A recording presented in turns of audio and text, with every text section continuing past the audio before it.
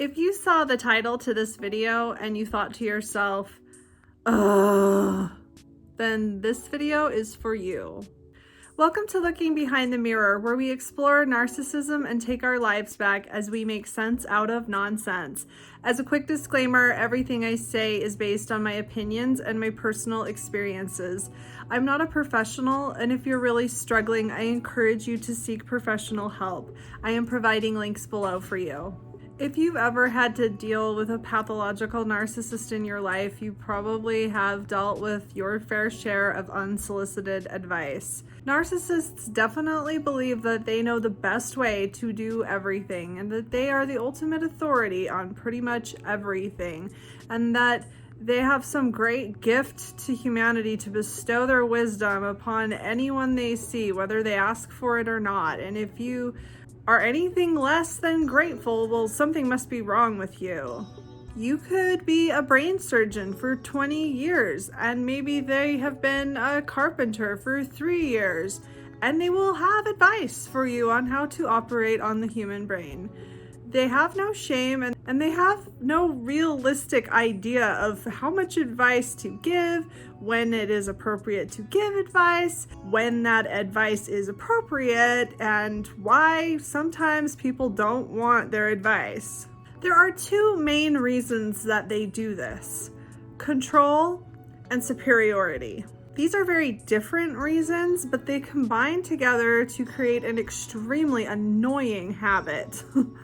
For some reason, I want to keep this topic a little light because it can be a little bit funny, but as I'm sure many of you are aware, this can become anything but funny. This can become paralyzing. This can become traumatizing. This can become something that turns into a shadow that plagues your every moment, even when the narcissist is long gone. Narcissists can become someone that is over your shoulder, micromanaging everything you do, watching your every minute moment, and constantly telling you how you could do things better, constantly giving you advice. On the control side, it's because they need to feel like they're in control of everything, because they kind of believe that they are in control of everything, and they believe they should be in control of everything, and they can't really tolerate the idea or the feeling of not being in control of everything because of their black and white thinking. If they're not in total control of everything, it means that they have zero control over anything. So this leads to them trying to control your every movement. And then when we look at the superiority side of this, always having the best, most ingenious advice imaginable confirms to them that they are the smartest person in the room, that they are superior, that they're the best, that nobody knows how to do anything better than they do. Like going back to my example, even somebody that's been doing brain surgery for 20 years could still learn a few things from them about how to operate on a brain. If you live with this for too long, you can become afraid to do things your own way. This can lead to you questioning your own judgment. You can be second guessing everything you do, especially if you're afraid that they might be watching or paying attention, because you know, any minute, here comes that advice, and any minute, here comes all the reasons that everything you're doing is the wrong thing to do, and every way that you do it is the wrong way. And this wouldn't be such a big deal if they didn't get so upset when you continue to try to do things your own way. This is smothering. It's suffocating because they aren't really giving you advice. They're telling you what to do. And there's a little bit of a difference there. They certainly will view it as giving you advice. They certainly will view it as helpful and giving you free lessons or free whatever, free expertise. But really, they're telling you what to do, and they are not going to take no for an answer. Ignoring their advice is a slap in the face to them. And since they're constantly giving you advice, basically, you have to do every little thing that they say, or else they're going to be terribly offended. And this can be made even worse if you don't understand what they're trying to tell you. Sometimes, since they're giving you advice to control you and to feel superior, they don't always really have advice, so they have to make things up. And when they have to make things up, those things aren't always going to make sense. They're just going to be talking and saying things that don't really add up, you know? Let's say that I'm cutting an onion and they're trying to tell me what angle I should hold the knife at and how fast I should do it and how thin the slices should be. And maybe they keep contradicting themselves. Or maybe the things that they're saying are actually the things that I'm doing. And I'm like, that's what I'm doing. What's the difference between what I'm doing and what you're saying? It's not so much that they care. I mean, if they're giving you these extremely specific pieces of advice, you might think that it's because they really think that's the best way to do things.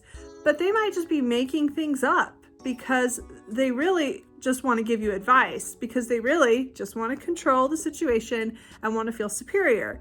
So while you're sitting here trying to make sense out of drivel and gibberish and nonsense, they don't really know what they meant either. And of course, that's your fault. Since you can't understand what they're saying, that's your problem. You must not be smart enough to understand their great wisdom. So they will become angry if you don't understand their nonsense, and they will become angry if you don't take their advice. And this leads to a situation in which you can't win. There's nothing you can do. You can't follow gibberish nonsense rules, and sometimes you just want to cut that onion so you can just make dinner and get on with your life. And you can't. You have to stop and pretend to be doing the things that they're telling you to do, even though none of it makes any sense, and basically just nod your head and keep cutting the onion the way that you were cutting it before and pretend to be following their nonsense instructions, and then they might leave you alone. Unless they're in a bad mood, sometimes they want to feel superior and they want to control you, but they're in a bad mood and you are not quite able to hit that mark for them to make them feel better about themselves. They're already feeling frustrated. They're already feeling angry, and they're trying to make themselves feel better by telling you what to do. And if, no matter what you do, you can't quite do what it is they're asking, maybe they are asking you to do something that is actually impossible to do. And the reason that they're being so unreasonable is because they're in a bad mood and they are trying to regulate their emotions. They're trying to make themselves feel better by bossing you around. You can't possibly follow the instructions or the advice that they're giving you because it's nonsense and it's impossible. Therefore, their bad mood and their bad feelings, which existed before you ever came into the room, are now your fault because you're not able to make them feel better. You might want to rewind this whole thing and listen to it again, but do you see how you can blame yourself for their problem, especially since they believe that it's your fault? So let's go back a little bit to the side of this that makes them feel superior. Narcissists need to know that they are the smartest person in the room and the most important. So that means that your way of doing things has to be inferior to their way of doing things. They have to be the smartest and their way has to be the best. Not just the best, but the only way. Your way of doing things has to be wrong and their way of doing things has to be right. This makes them feel important because remember, with their black and white thinking, if they don't feel like the only thing that matters, if they don't feel like the most relevant person and the most important person, then they feel like they don't matter at all and like they have zero importance in the world. Narcissists are in a constant state of trying to validate themselves and trying to make themselves feel important. This is what narcissistic supply is all about. And you have to, quote, supply them by validating them, by taking their advice, and by showing them how ingenious and smart and valuable their advice is. They count on you for that. And for you to continue to do things your own way, for you not to overflow with gratitude at all of the wisdom that they're bestowing upon you is a huge insult and it's a huge blow to their ego. That's the whole reason they have you around, is to shore up their ego, is to provide them with supply that makes them feel important. You can't just not take their advice. And I'm saying this from their perspective. Of course, you have the right to do things your own way. That's kind of the whole point. But if you're in a relationship with a narcissistic person, you're going to have a lot of backlash, and you're not going to be able to live in peace with a narcissist if you insist on doing things your own way. And let's throw in one more idea into the mix here. Narcissists feel like everything around them is an extension of themselves, kind of like they're living in a dream. And you are an extension of the narcissist. You are not an autonomous person in their mind. So in a way, with this kind of thinking, and also with the magical thinking that they engage in, they kind of think that you can read their mind. I mean, I'm sure they wouldn't put it that way, but they perceive reality through their emotions. And when you are not doing things in a way that makes them feel good about themselves, they imagine that you're doing it on purpose, or that you know what you're doing, that you can read their mind, and that you know when they're upset, and that if you're upsetting them, you must be doing it on purpose. Have you ever been in a situation with a narcissist where they're accusing you of annoying them on purpose? They're saying, you know that bothers me. You know I hate it when you do it like that. You're doing that on purpose. You're doing that to bother me on purpose. Have you ever been accused of that in a situation that you had no idea, or you really are trying your very best to make them happy? But in their mind, because of the way they feel, you're a treacherous traitor. You are trying to annoy them. You're trying to make them upset. You're doing it wrong on purpose. You're not listening to them on purpose just to bug them. How dare you? They have a very hard time looking at you as an autonomous person. They have a very hard time looking at you as somebody that does things for yourself independently that have nothing to do with the narcissist. And because of that, if you do something that annoys them, they feel directly connected to that. They feel like you're doing it to annoy them. So let me state that again. If you do something that annoys the narcissist, they don't just look at it as something that you're doing that is annoying. They look at it as something you're doing because it's annoying. And with this magical thinking where they imagine you can read their mind, they somehow think that their way of doing things is going to be something you're aware of. That when you go to cut an onion up, you already know the quote best way to do it, because it's like this part of reality that they imagine that you're already aware of, like you can read their mind. And so when you do it quote wrong, you must be doing that to annoy them.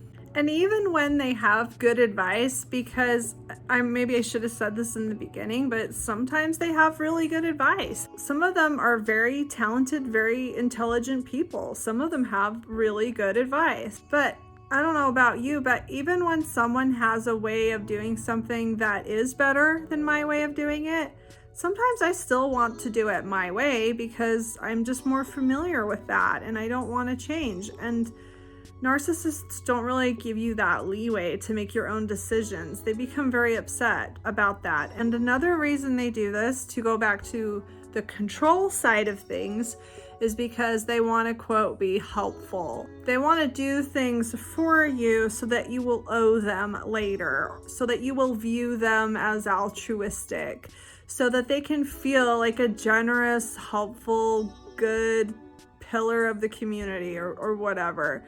If they are helpful, if they are spewing their wisdom all over you and making your life awesome, well, that means that they're awesome, and that means that you're going to owe them big time. They feel like they're doing you a favor when they nitpick and micromanage every little thing that you do. They feel like you should be grateful for that, and they're very insulted when you're not. And what happens when you're actually very good at something? If we go back to the brain surgeon that has been doing brain surgery for 20 years, how are they going to feel about that when someone clearly has a leg up on them? Well, that's very threatening to their ego.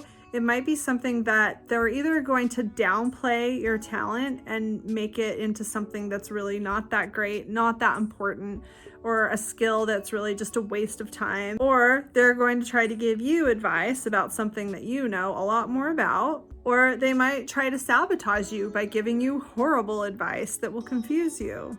And this could be another reason that they give you nonsense advice, like I was talking about earlier, is because they just have this need to feel superior. And if you really are superior at something, they're going to just feel this need to just start telling you things that make them feel like things are kind of back in balance. And for a narcissist, back in balance is that they're the smartest person in the room again.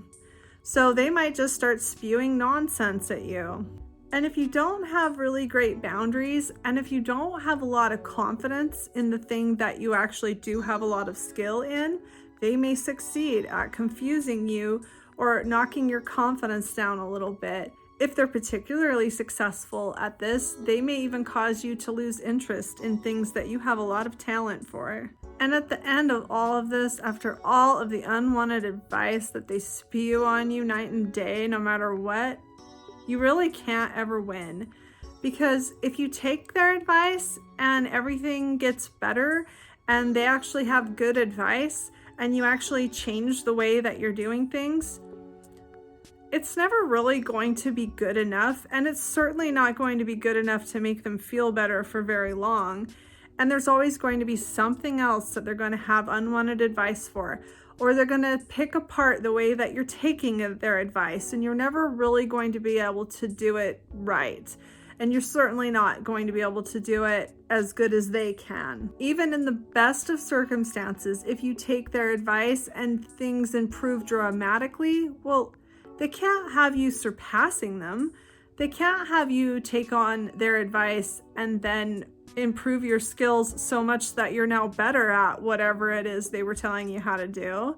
So they're going to find a way to tear you down if you do that. So you're either going to not take their advice and incredibly insult them, or you're going to take their advice and not be able to do it very well, which will infuriate them, or you'll take their advice and greatly improve whatever it is you're doing, and then you'll threaten their ego by doing that.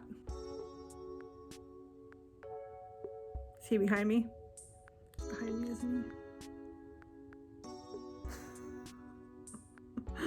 So I wish I had some magic advice that could make this whole problem go away, but if you're in a relationship with a narcissist, this is going to be something you're going to have to deal with.